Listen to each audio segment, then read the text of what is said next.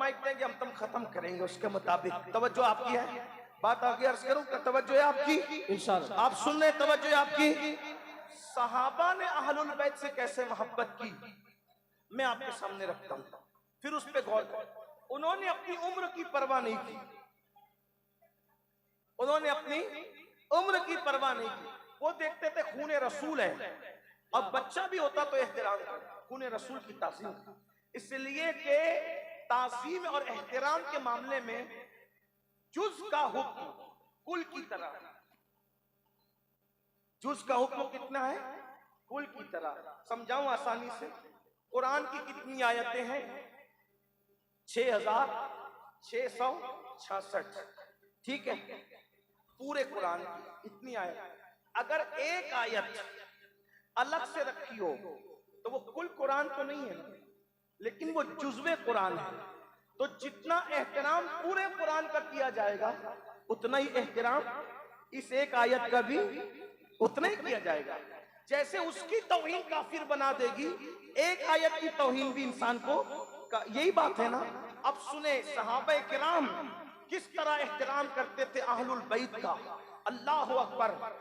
अल्लामा जामी ने लिखा, इब्ने हजर ने लिखा और भी बुजुर्गों ने, उसको मैं अपने अल्फाज के जामे में कुछ शरह के साथ बयान करता हूँ। एक मर्तबा सहाबा की महफिल थी, सहाबा की महफिल में हजरत सैयदना इमाम हुसैन अला जद्दी वाले सलाम दौड़ते हुए आए और आने के बाद रसूलुल्लाह की गोद में बैठ गए। बैठने के बाद हुजूर उनको चूमने लगे, गाल चूमा, पेशानी चूमा, और चूमते चूमते सहाबा से मुखातिब होके कहा, ये मेरा बेटा हुसैन है, ये मेरा बेटा हुसैन है, ये मेरा बेटा हुसैन है, जिसके बारे में कहा हुसैन मिन्नी वाना मिनल हुसैन अहब्बल्लाहु मन अहब्बा हुसैना, हुसैन और सिब्तुम मिनल अस्बात, हुसैन मुझसे है, मैं हुसैन से हूँ। जो हुसैन से मोहब्बत करता है अल्लाह का महबूब बन जाता है। हुसैन मेरे बेटों में बेटा है। अल्लाह अकबर। मेरे इमाम कहते हैं, मौला गुलबुन रहमत ज़हरा सिब्तैन उसकी कलियां फूल, सिद्दीक फारूक को उस्मा, हैदर हर एक उसकी शाख, तूबा में जो सबसे ऊंची नाजुक सीधी निकली शाख, महबूब नाते नबी लिखने को रूह कुदस से ऐसी शाख। अल्लाह अकबर। तो आका ने फरमाया ये मेरा बेटा हुसैन है। फिर अचानक मुखातिब हुए हजरत जाबिर इब्ने अब्दुल्ला अंसारी की तरफ, और जाबिर इब्ने अब्दुल्ला अंसारी से कहा, ए जाबिर ये हुसैन मेरा बेटा है। आजी या रसूल अल्लाह। आका गैब दा नबी ने फरमाया, बतौर मफहूम पेश कर रहा हूं कुछ शरा के साथ। अल्लाह अकबर। ये मेरा बेटा हुसैन है। ऐ जाबिर अल्लाह तुझे लंबी उम्र देगा इंशाअल्लाह।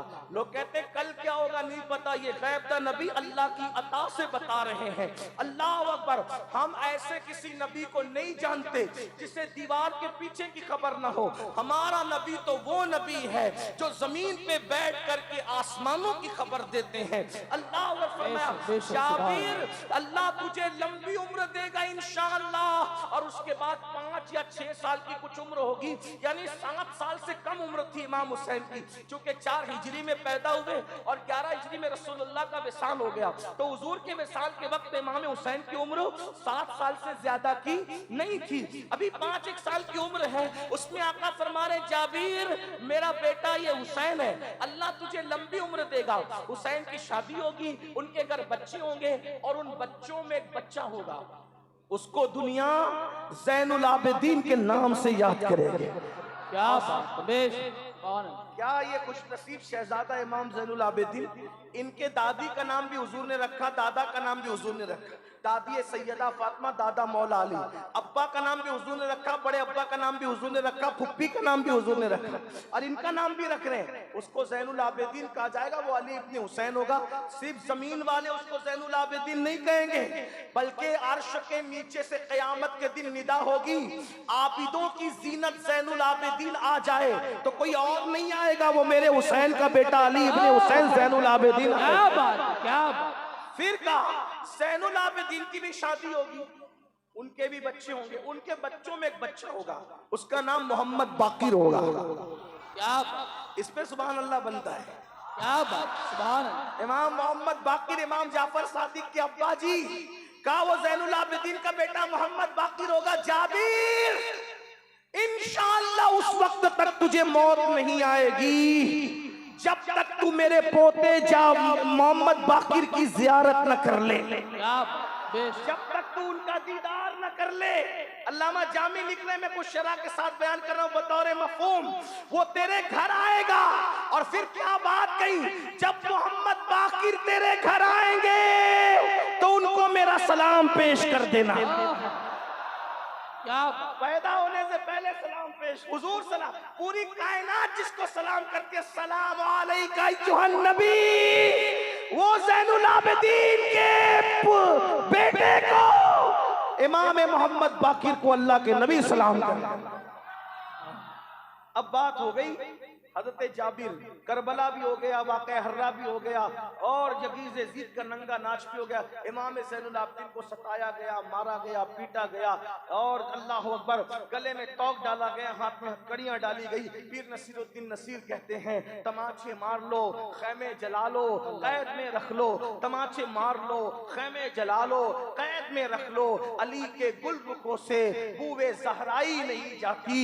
और नसीर आखिर अदावत के भी कुछ आदाब होते हैं, नसीर आखिर अदावत के भी कुछ आदाब होते हैं। किसी बीमार को जंजीर पहनाई नहीं जाती, किसी बीमार को जंजीर पहनाई नहीं जाती। तौक पहनाया गया, जंजीर पहनाई गई, मारा गया, पीटा गया, सदमे दिए गए, कैद में रखा गया, लेकिन इमाम ज़ैनुल आबिदीन बच कर आए। शादी हुई और बच्चे पैदा हुए, उनमें एक नाम था इमाम मोहम्मद बाकिर का। इमाम बाकिर का बचपना था, किसी काम से किसी मोहल्ले में गए तो किसी ने कान में कहा, इमाम इसी मोहल्ले में आपके नाना के सहाबी रहते हैं, उनका नाम जाबिर है, जाबिर, क्या आप अपने नाना की सहाबी की जियारत करेंगे? इमाम मोहम्मद बाकिर ने कहा, क्यों नहीं, बिल्कुल करेंगे। और अपनी सवारी की बाग मोड़ी और मोड़ करके हजरत जाबिर के घर की तरफ। हमारे बुजुर्गान दीन फरमाते हैं, जब इमाम हजरत सैयदना जाबिर को पता चला कि मोहम्मद बाकिर मेरे घर आ रहे हैं तो शागिर्दों पे गुस्से में आ गए। वो क्यों आते हैं, तुमने मुझे पहले खबर क्यों न की? अगर पहले खबर करते उन्हें आने नहीं देता। नबी का शहजादा जहां है मैं वहीं जाता, मुलाकात कर। क्या बात, क्या बात। हालांकि इमाम मोहम्मद बाकिर सहाबी नहीं है, उनके वालिद भी सहाबी नहीं, उनके वालिद भी सहाबी नहीं, इमाम बाकिर और हजरत जाबिर सहाबी। और हमारा अकीदा अहले सुन्नत का, पुश्ते जमीन ने और चश्मे फलक ने नबियों के बाद इतनी मुकद्दस जमात नहीं देखी जिसको जमात सहाबा कहते हैं। क्या बात। खुदा उनको किस प्यार से देखता है जो आंखें महवे लिकाए मोहम्मद। तो हजरत सैयदना जाबिर ने कहा, मैं खुद जाता, यानी कि मकाम और मनसब पर घमंड नहीं, ये हुजूर की तरबियत का नतीजा। वो मोहम्मद बाकिर के बचपने को नहीं बल्कि खूने मुस्तफा और निस्बते मुस्तफा। क्या बात, क्या बात। लेकिन बहरहाल फरमाया वो आ रहे हैं, मुझे उनके लिए उठा करके खड़ा करो, मुझे उनके लिए उठाकर उनकी ताज़ीम में खड़े, बच्चे की ताज़ीम में खड़े हो रहे हैं हज़रत जाबिर। हाँ, एक बात आपको कहूं, जब नबी की आल नजर आए तो अपनी सफेद दाढ़ी का ख्याल नहीं करना, अपने पढ़े लिखेपन का ख्याल, हुजूर के खून की ताज़ीम में खड़े हो जाया। क्या वजह बताऊं? तफसीर बहरुल मव्वाज, इसके मुसन्निफ काजी शहाबुद्दीन दौलताबादी, ये मखदूम अशरफ जहांगीर समनानी के खलीफा हैं। वो अपनी किताब तफसीर बहरुल मव्वाज में लिखते हैं कि अल्लाह के रसूल ने फरमाया, जिसका मफहूम ये है, जब तुम्हारी महफिल में कोई भी आए, तुम्हारी मर्जी खड़े हो या बैठे रहो, लेकिन जब मेरी अहले बैत आया करे, मेरी औलाद आया करे, तो उनके लिए उठ करके खड़े हो जाया। सुभान अल्लाह। या रसूल अल्लाह, अगर उठ के खड़े ना हो तो मैं तो खतीब हूँ, मैं तो अदीब हूँ, मैं तो ये हूँ, मैं तो वो हूँ, मैं तो वजीर हूँ, मैं तो सदर हूँ, फिर अगर मैं खड़े ना हूँ तो इसी बरेली में ये बात बैठकर लिखी गई। इमामुल मुतकल्लिमीन अल्लामा नकी अली खान, जो आला हजरत के भी आला, पूरी दुनिया आला हजरत को आला हजरत कहती है, आला हजरत जिसको आला हजरत लिखते थे वो जात है इमामुल मुतकल्लिमीन अल्लामा नकी अली खान। ऐसा अदीब उर्दू का मैंने नहीं देखा। मेरी हैसियत ही क्या, मैं तो एक छोटा सा तालिब इल्म हूँ। जब लखनऊ और दिल्ली में उर्दू दूध पी रही थी तो अल्लामा नकी अली खान का कलम उर्दू जबान में ऐसे चल रहा था कि उर्दू रश्क करती नजर आती है। और मैं इस नतीजे पे पहुंचा सादात किराम में इस नतीजे में पहुंचा, अल्लामा नकी की तफसीर अलम नशरा और सुरूर कुलूब पढ़ के इस नतीजे पे पहुंचा कि जब उर्दू दूध पीकर बचपना तय कर रही थी तो उर्दू के शबाब का ये आलम था। मैंने फिर कहा कि वो तो मुझे आला हजरत के भी बाप नजर आ क्या उर्दू जबान में उनके कलम को देखकर वो तो आला हजरत के भी बाप है और यकीनन बाप है। तो तफसीर अलम नशरा उनकी किताब है, बड़ी मशहूर है। एक सूरत जिसकी चंद आयतें हैं, 400 से जायद सफात पर उसकी तफसीर लिखी और मुझे नहीं लगता कि कुछ छोड़ा हो। सब कवर किया, शफात कवर किया, इल्म गैब कवर किया, फजाइल कवर किया, नमाज की फजीलत तक उसी में बयान कर दी, मसाइल भी उसी में बयान कर दिए, जिक्र की फजीलत बयान की, हुजूर के अलकाबात दर्जनों की तादाद में उसमें बयान फरमाए। बहरहाल वो देखने से ताल्लुक रखती है, जाकर देखना उनकी कब्र में फातिहा पढ़ना कि कैसा अदीब और आशिक तुम्हारी जमीन पे सो रहा है। एक ही आला हजरत नहीं है आपकी जमीन पर, आला हजरत के वालिद भी जमीन पे, उनके उस्ताद भी, जिनके बारे में आला हजरत कहा करते थे दो लोगों के फतवों पर आंख बंद करके अमल किया जा सकता है।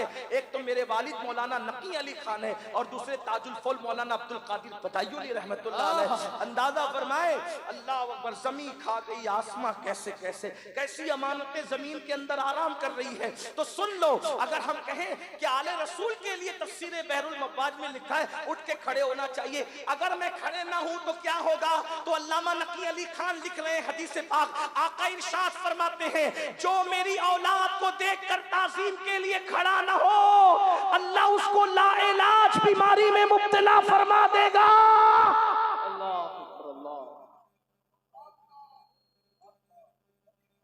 अल्लामा नकी अली खान अलैहिर्रहमत, और उस पर तस्दीक किसकी है? इमाम अहले सुन्नत की। उस तफसीर पर तस्दीक इमाम अहले सुन्नत की। क्या बात कही, का बाप भी लाजवाब, बेटा भी लाजवाब। मैं अल्लामा वाल्मीकि पर और आगे बढ़ के कहूँ पूरा खानदान ही लाजवाब। क्या बात, जिंदाबाद। लाजवाब इसलिए कह रहा हूँ, हमने ना बाप को देखा, ना बेटे को देखा, ना मुफ्ती आजम को देखा, ना हुज्जतुल इस्लाम को। मैं अपनी बात करता हूँ, 81 में वो चले गए और 83 मेरी पैदाइश है, लेकिन हमने ताज शरिया को देखा। हमने ताज शरिया को देख के समझ लिया, जब हुज्जतुल इस्लाम का पूत का हुस्न ऐसा है तो उसमें हुज्जतुल इस्लाम कैसा होगा। मुफ्ती आजम के नवासे का तकवा ऐसा है तो मुफ्ती आजम का तकवा कैसा होगा। और आला हज़रत के नबीरे का इल्म ऐसा है, इमाम अहमद रज़ा के इल्म का आलम क्या। बसी बसी करिया करिया, इल्म का सागर फैज़ का दरिया, इश्क मोहब्बत, इश्क मोहब्बत। क्या मुफ्ती आजम का जिंदाबाद, अख्तर रजा। मुफ्ती आजम का जर्रा क्या बना, अख्तर रजा। महफिल अंजुम में अख्तर दूसरा मिलता, महफिल अंजुम में अख्तर दूसरा मिलता नहीं। हम तो समझ के देखकर, इसलिए कि चावल का एक दाना देख पूरी चेक करने के लिए काफी है। समझदारों के लिए तो बहुत कुछ है, लेकिन हम उतने समझदार नहीं। हम अपने बुजुर्गों के नक्शे कदम। आज क्या कर रहा था तो हुजूर की हाल को देखो तो 12 हज़रत सैयदना जाबिर की बात चली थी, बातें इनकी तरफ जाती है। हज़रत जाबिर ने कहा मुझे उठाओ तो सही, और उसके बाद उठा करके खड़ा किया। इतनी उम्र हो गई थी कि आंखों की बिनाई कमजोर हो गई, आंखों की बिनाई कमजोर हो गई थी। जब हज़रत इमाम मोहम्मद बाकिर आए तो उन्होंने उनको पकड़ा। जाहिर सी बात है, जिन लोगों की आंखों की बिनाई कमजोर होती है उनके पकड़ने का अंदाज भी निराला होता है। बहरहाल में सिर्फ समझाने, उन्होंने पकड़ा और पकड़ करके अपनी आगोश में लिया, और लेने के बाद इमाम मोहम्मद बाकिर के सीने के बटन खोले और बटन खोल करके अपनी उंगलियों को यूं सीने पे मला, और मलने के बाद सूंघा और सूंघ करके मुस्कुराए और मुस्कुरा दिए। और फिर उसके बाद उनके कान में कुछ कहा, इधर ये मुस्कुराए उधर वो भी हंस दिए। ये वो चले गए, ये चले गए। शागिर्दों ने पूछा सरकार ये सीने पे मल करके मुस्कुराने का मतलब क्या था? फरमाया वल्लाह जो खुशबू रसूलुल्लाह में सूंघा करता था वही उनकी औलाद में मैंने सूंघी, वही औलाद में मैंने सूंघी। खुशबू आती है, अगर ईमान की नाक सलामत है तो खुशबू आती है, खुशबू आती है। हजरत बेदम शवासी ने इसीलिए बहुत दमदार बात कही है, जिसको बदअकीदगी का जुकाम हो उसको खुशबू नहीं आती, जिसकी ईमान की नाक सलामत हो उसको खुशबू आती है। इसी शहर ने 100 साल पहले देखा कि खुशबू आती है, लेकिन नाक तो अहमद रजा जैसी ना हो। बेदम शवासी कहते हैं शगुफ्ता गुलशन ज़हरा का हर गुले नर है, शगुफ्ता गुलशन ज़हरा का हर गुले नर है। किसी में रंगे अली है, किसी में हुए रसूल। अगर ईमान की आंख सलामत है तो अब भी अली का रंग नजर आता है और अब भी नबी की खुशबू सुनाई। जिंदाबाद जिंदाबाद, क्या बात क्या बात, जिंदाबाद। शने ज़हरा का और बुले तर है, किसी में रंगे अली है, किसी में बुए रसूल। और अजब तमाशा हो मैदान हश्र में बेदम कि सब हो पेशे खुदा और मैं रूबरूए रसूल। तो हजरत जाबिर ने कहा कि मैंने वो खुशबू कहा कि फिर उनसे पूछा कान में क्या कहा कि आप इतना खुशी से हंस दिए। उन्होंने कहा तुम्हारे नाना ने मुझे बशारत दी थी कि मेरा बेटा मोहम्मद बाकिर आएगा, जब वो आएगा तो उसको मेरा सलाम पेश कर दे। नाना का सलाम वसूल करके हम खुश। ये थे सहाबा, ये उनके ताल्लुकात, इसीलिए हम कहते ना इनको छोड़ते ना उनको। एक हाथ में अहलुल बैत का दामन, एक हाथ में सहाबा। आखिरी बात, इसीलिए अपनी औलाद को इश्क रसूल, इश्क अहले बैत और कुरान सिखाओ, कुरान की तालीम भी दो।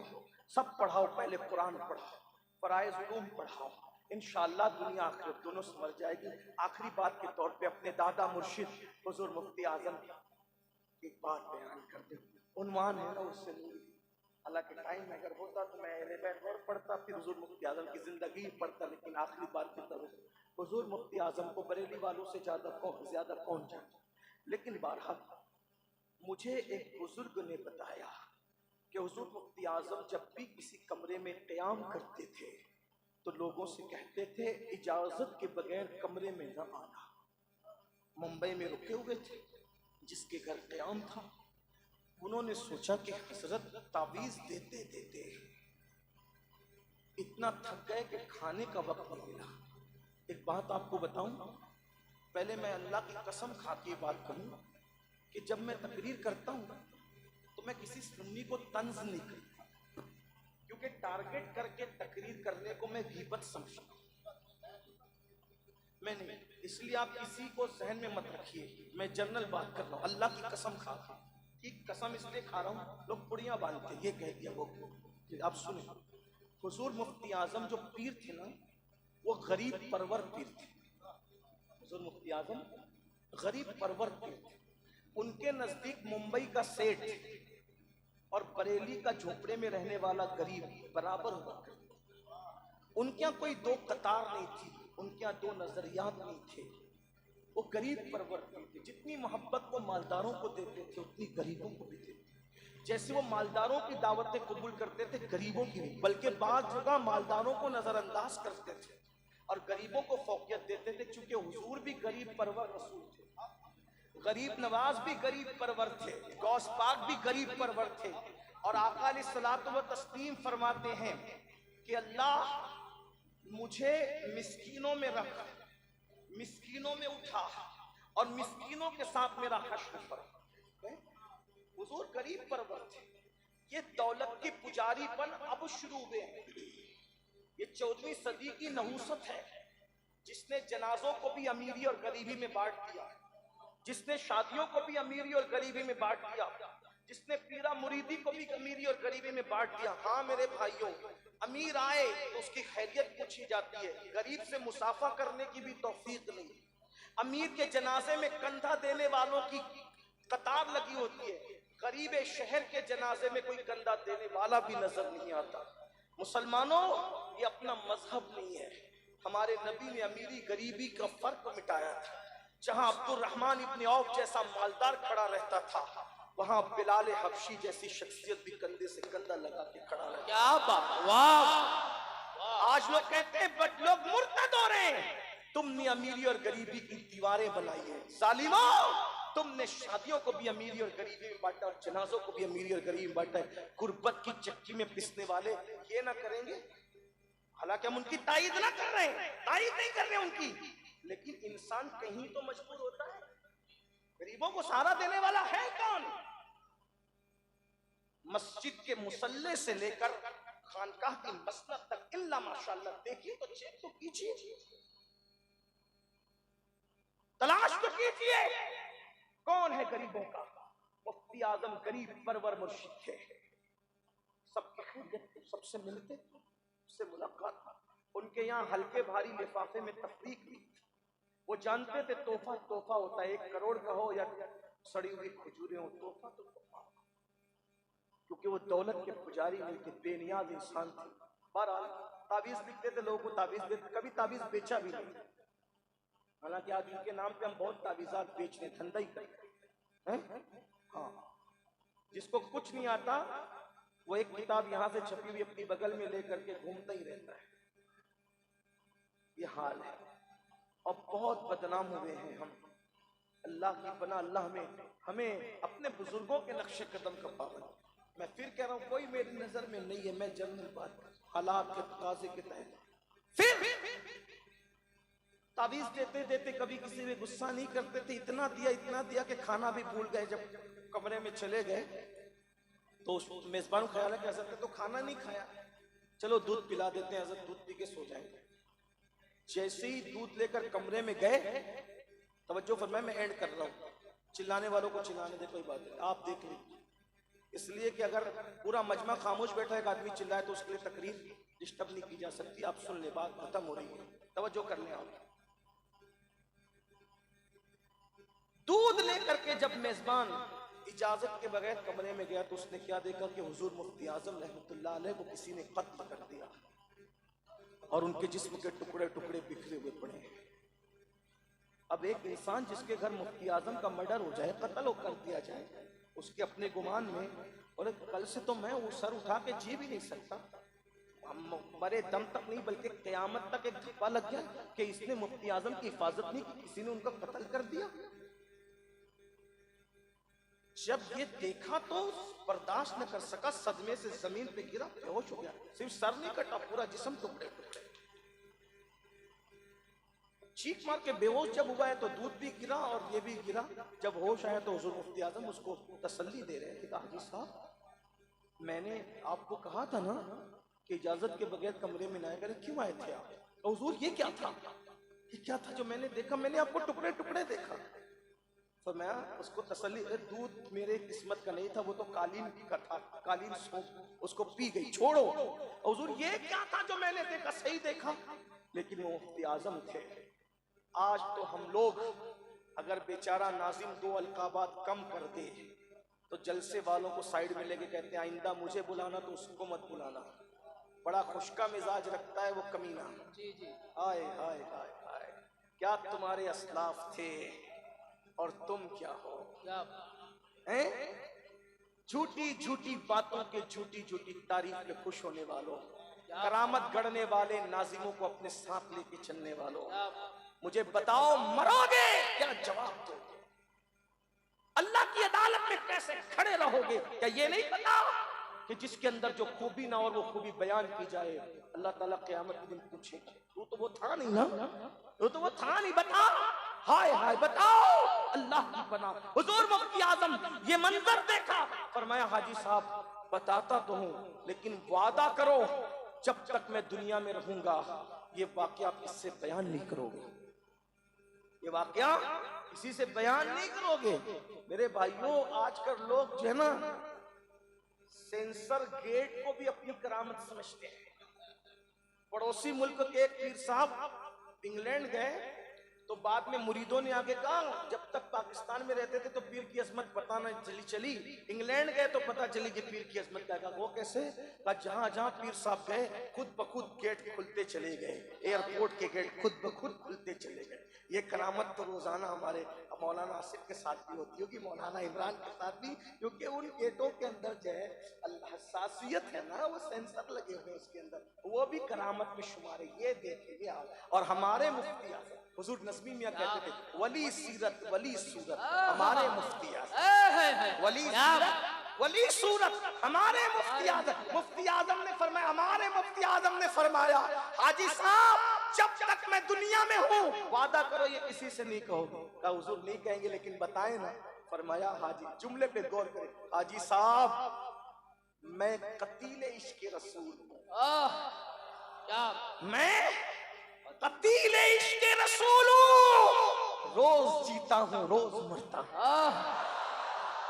मैं कतील इश्क रसूल हूँ, इश्क मुस्तफा में मुझे कत्ल किया जाता है, रोज जीता हूँ रोज मरता हूँ। किसकी तरफ इशारा है? अल्लामा अहमद जाम के शेर की तरफ। पुश्तगाने खंजरे तस्लीम है, पुश्तगाने खंजरे तस्लीम रा, हर जमा अब अज़गैब जाने दीगरस, हर जमा अज़गैब जाने दीगरस। जो इश्क रसूल और रजा के अल्लाह पर खंजर से कत्ल होते हैं, हर लम्हा उनको एक नई जिंदगी दी जाती है। पुश्तगाने खंजरे तस्लीम रा, हर जमा अज़गैब जाने दीगरस। मेरे मुफ्ती आजम कहते हैं, मैं कतील इश्क रसूल हूँ।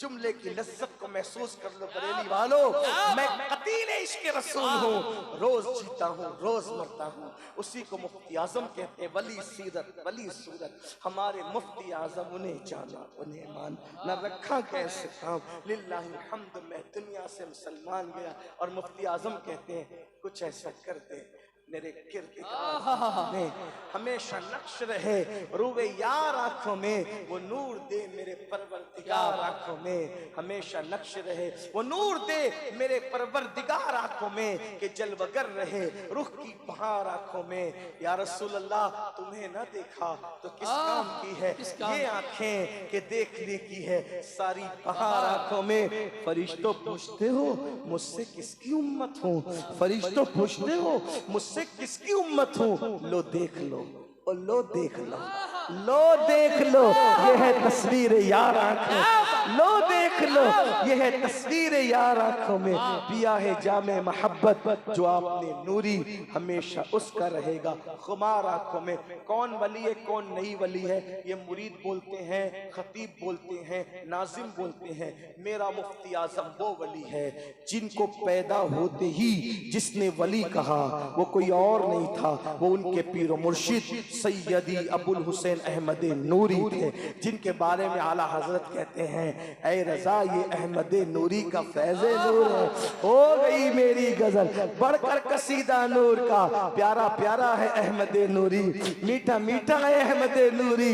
ये अहमद नूरी है जिन्होंने कहा, बड़े मौलाना आज आपके घर बेटे की विलादत, आला हजरत तो थे ही मारेरा शरीफ, आपके घर बेटे की विलादत हुई है, वो अपने जमाने का बहुत बड़ा वली होगा। जब मैं आऊं तो मुझे दिखाना, अल्लाह अकबर। और आए 6 महीने में ही आए, मुफ्ती आजम 6 महीने के गोद में दिए गए तो मुरीद भी किया और 6 महीने की उम्र में खिलाफत भी अता फरमाई। ये थे मुफ्ती आजम, वली सीरत वली सूरत हमारे मुफ्ती आजम। ताजुश्शरिया के चंद मिसरों पर मुफ्ती आजम के जिक्र को मुकम्मल कर लूं, इसलिए कि बहुत लंबा बयान तो नहीं कर सकता, टाइम खत्म हुआ। वो कहते हैं, चल दिए तुम आँख में अश्कों का दरिया छोड़कर, रंज फुरकत का हर एक सीने में शोला छोड़कर, हर जिगर में दर्द अपना मीठा मीठा छोड़कर, हर जिगर में दर्द अपना मीठा मीठा छोड़कर, मेरा साकी चल दिया खुद मैं को तशना छोड़कर, और मुत्तकी बनकर दिखाए इस जमाने में कोई, मुफ्ती आजम मुत्तकी बनकर दिखाएं इस जमाने में कोई, एक मेरे मुफ्ती आजम का तकवा छोड़कर, और तुम दुनिया में रहकर तारिके दुनिया रह के दुनिया में दिखाए कोई दुनिया छोड़कर, और मुफ्ती आजम का जर्रा क्या बना अख्तर रजा। हो सके तो ढूंढ अख्तर, हो सके तो ढूंढ अख्तर बागे जन्नत में उसे, हो सके तो ढूंढ अख्तर बागे जन्नत में उसे, वो गया तारों से आगे आशियाना छोड़कर। दौरान गुफ्तगू कोई गलती हो तो अल्लाह माफ फरमाए। अस्तगफिरुल्लाह रब्बी इन्ना रब्बी लगफूरुर रहीम वमा अलैना इल्लल बलाग। अस्सलाम।